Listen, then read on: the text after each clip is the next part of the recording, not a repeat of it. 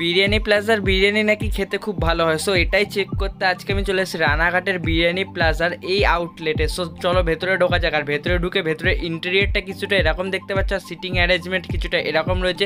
সামনে রয়েছে একটা মকটেল কাউন্টার, আর এখানে রয়েছে একটা টিভি যেখানে খুব সুন্দর সুন্দর গান চলছিল। যাই হোক, সো আমাদের বিরিয়ানি ফাইনালি চলে এসেছে। কোয়ান্টিটি কোয়ালিটি কিছুটা এরকম রয়েছে। তো দাদা আমাদের সার্ভ করে দিচ্ছে। আমরা একটা বিরিয়ানি নিয়ে দুটো আর কি প্লেটে সার্ভ করেই নিচ্ছিলাম। দেখতে পাচ্ছ রাইসের কালারটা কিছুটা এরকম রয়েছে। সো চলো এবার বাঙালির যে ইমোশন, সেই ইমোশনের আলুটা তোমাদের দেখায়। যেমনটা তোমরা দেখতে পাচ্ছ দাদা আলুটা ঢেলে দিল, আর আলুটা সত্যি খুব নরম ছিল, একদম ভাঙতেই ভেঙে গেল।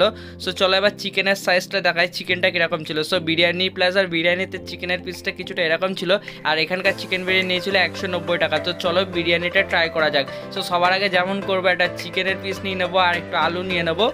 তারপর চিকেন আর আলুটাকে বেশ ভালো করে রাইসের সাথে মিশিয়ে এটা জমিয়ে কষিয়ে বাইট দেবো। চলো একটা বাইট দেওয়া যাক, টেস্ট কেমন। আর সত্যি কথা বলতে টেস্ট অ্যাভারেজ ছিল। যাই হোক, ভিডিওটা ভালো লাগলে লাইক করে